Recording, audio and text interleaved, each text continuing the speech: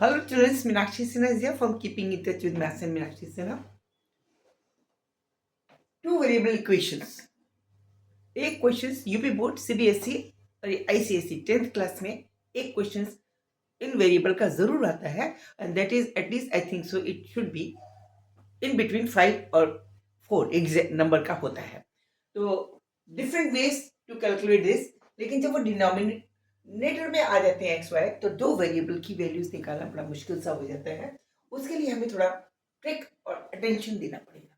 वही अटेंशन वही ट्रिक मैं आपको याद दिला रही हूँ. मैं हर वीडियो में अलग अलग तरीके के क्वेश्चंस लेके आती हूँ सिर्फ प्रैक्टिस के पॉइंट ऑफ व्यू से. आप अपने को पहले करिए इस क्वेश्चन को, उसका चेक कीजिए whether it has been done और नॉट, और जो आंसर है उसको इसके अंदर रख के देखिए. अगर आपका आंसर सही है तो you are very good, you are very much perfect, atleast you should secure 80% marks in maths. लेकिन अगर संभव कोई मिस्टेक हो जाती है, आपके आंसर एक्स की वाई की जो वैल्यू आपने निकाली उसके इसके रखने बाद ये वैल्यू नहीं आती है, इसका मतलब आपकी कहीं मिस्टेक हो गई है.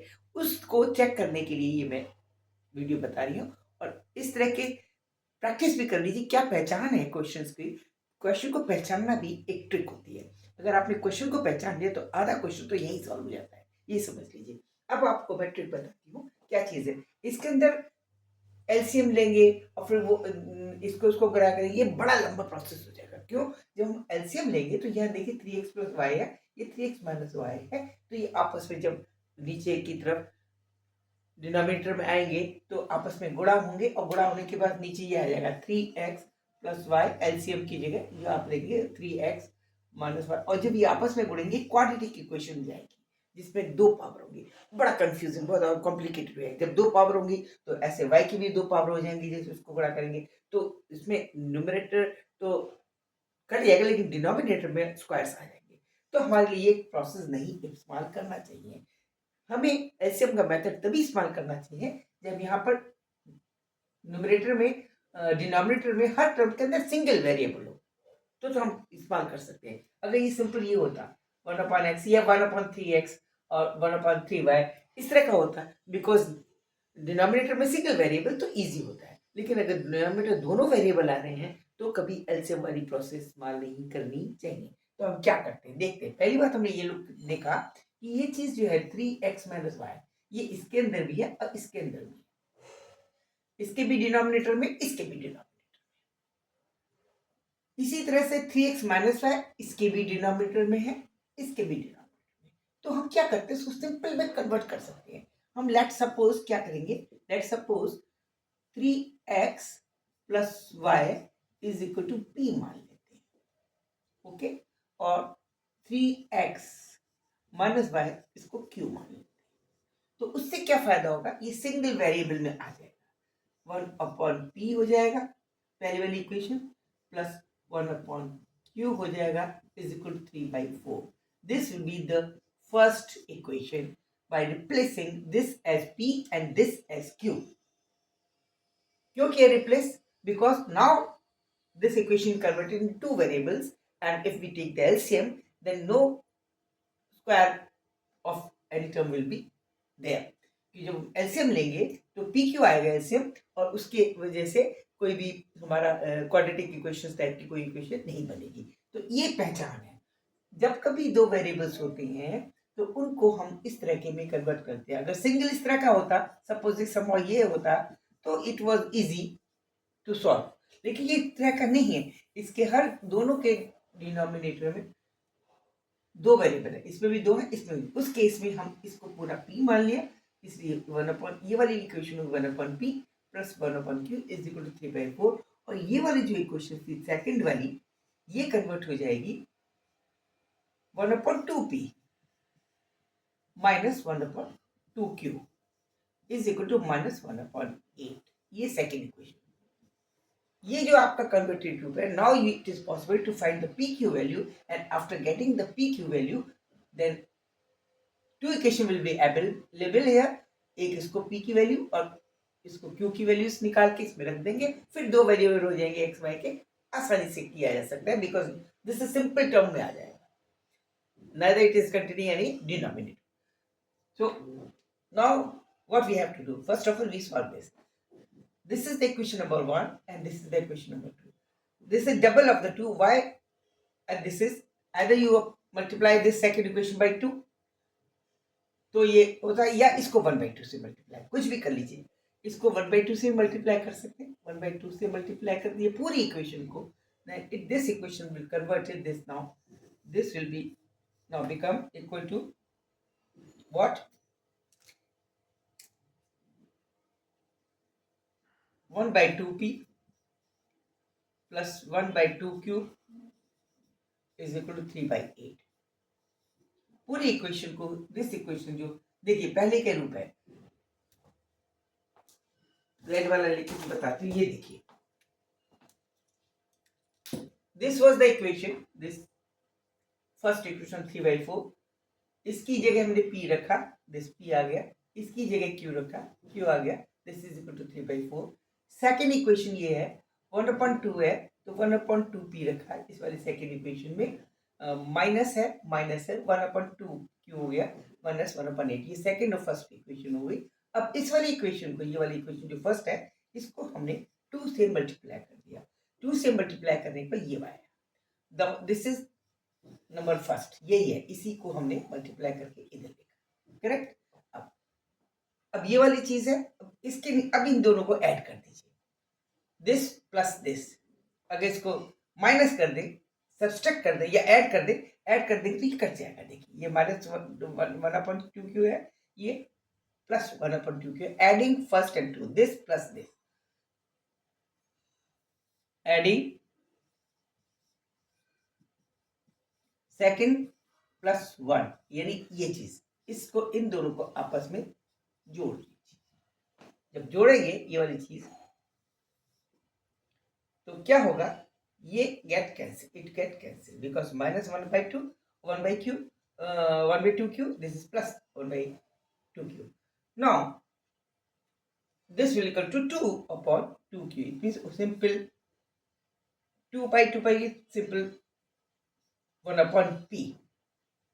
This will be equal to, इन दोनों को जोड़ दें, minus 1/8 plus 3/8, that is 2/8, that is 1/4. It means p is equal to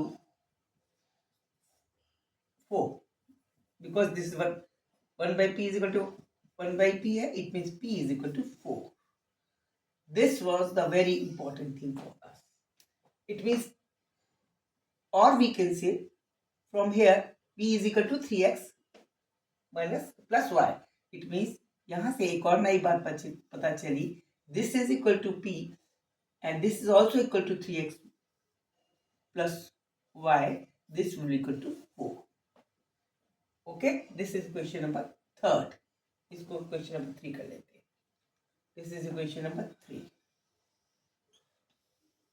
equation number 3. Okay, चलिए. सिमिलरली अब हम इसको p, क्योंकि हमें आ गया, then we can find the value of q. इन दोनों में से किसी में, putting the value of q, putting the value of q in this equation. First number, putting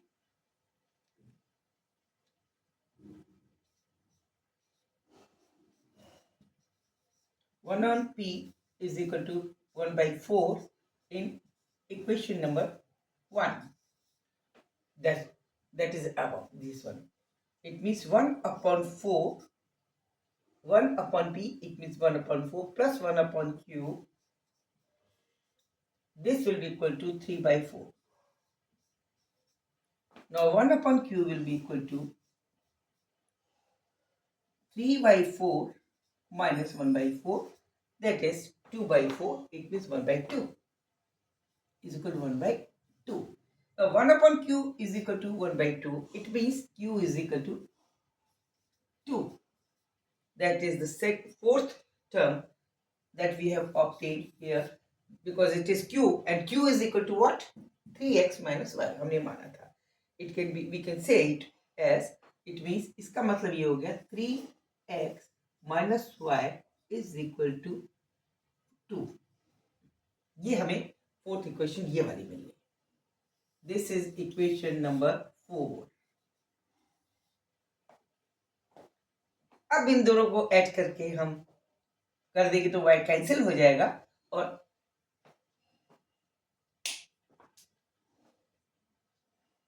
3x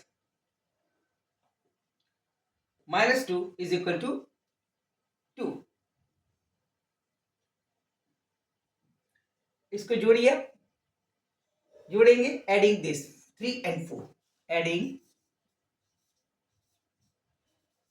3 plus 4, कौन कौन सी 3 4, ये वाली और ये वाली इसमें था, तो जब जोड़ेंगे तो this will get cancel, we will 6x will be equal to 6, it means x is equal to 1। Answer number आ गया, x की वैल्यू आ गई। अब इसमें रख दीजिए, किसी भी इसमें x की वैल्यू 1 रख दीजिए, चाहे इसमें रख दें चाहे इसमें रख दें, y की वैल्यू आ जाएगी। इसके अंदर putting x is equal to 1, किस में रखना चाहते हैं आप, चाहे इसमें फोर्थ में रख लें, चाहे थर्ड में रख लें, चाहे फोर्थ में, थर्ड में रख लेते हैं, तो will get it will get what 3x plus 4y is equal to 4, it means 3 plus y is equal to 4, it means y is equal to 1। It means y is also equal to 1 and x is also equal to 1। These are our answer। तो answer क्या हुआ, answer हुआ that x is also equal to 1 and y is also equal to 1। अब now हमें देखना है, now we want to check, क्या check करना चाहते हैं, we want to check whether it is correct or not। अब x की वैल्यू आप लिखिए, यहाँ पर रखिए, इस वाली क्वेश्चन में ओरिजिनली यही क्वेश्चन थी, एक एक रखिए, तो 1/3 प्लस 1 1/4 आ जाएगा, प्लस 1/3 माइनस 1 यानी 1/3 रहेगा। तो अब इसको घटा के देखिए, 3/4 बचता है, देखिए इसमें रखिए x is equal to 1, checking है ये 1/3x plus y plus 1/3x minus y, it should be 3/4 होना चाहिए।